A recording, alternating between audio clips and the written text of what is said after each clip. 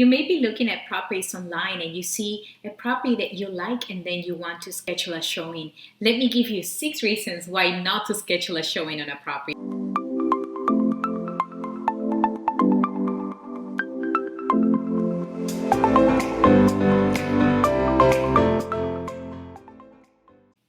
One of the reasons that you may not want to schedule a showing is going to be the land tenure.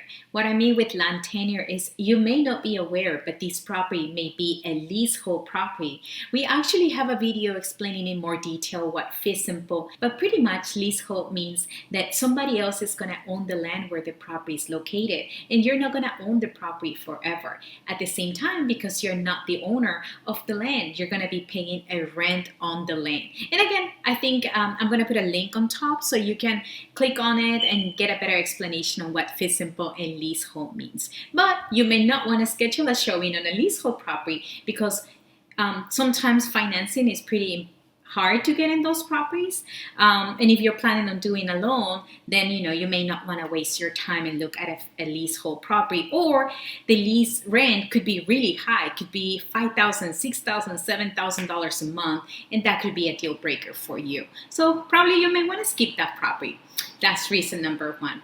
Reason number two is that financing may not be available on the complex. If you're doing a government loan, a VA, FHA, or just any other type of loan, sometimes you'll find some buildings that they don't allow financing anymore. Why? Because the building may be going through some assessments, maybe going through some repairs.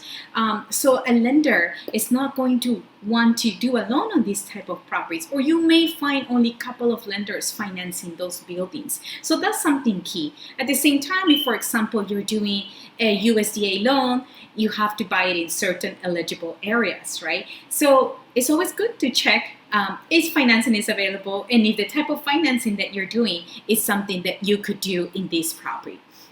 Reason number three, the major disclosures. There may be somebody had murder in the property, somebody had died in the property, or there's an assessment coming up, there's going to be an increase on maintenance fees. These type of disclosures could be really important for you, right? And could affect the sale of the property, could affect the value of the property. So you may not want to schedule a showing on a property that probably the maintenance fees are going to be increasing by $1,000 a month, for example. So that's something to keep in mind.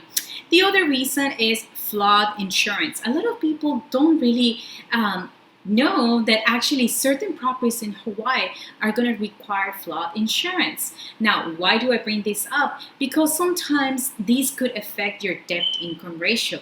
These could affect your monthly expenses, right? Because now you're going to need an insurance, a flood insurance, and this could be $200, $300 a month. It really varies on the zone where you are and the type of property as well. But you may not want to waste your time on looking at a property that you're going to be paying $300 more a month. And now it actually can put you in a position that you may not qualify for the loan anymore because, again, affects your debt income ratio. And that's going to be a requirement for the loan, the flood insurance. And now you're going to add $300, $400 a month or whatever that amount is.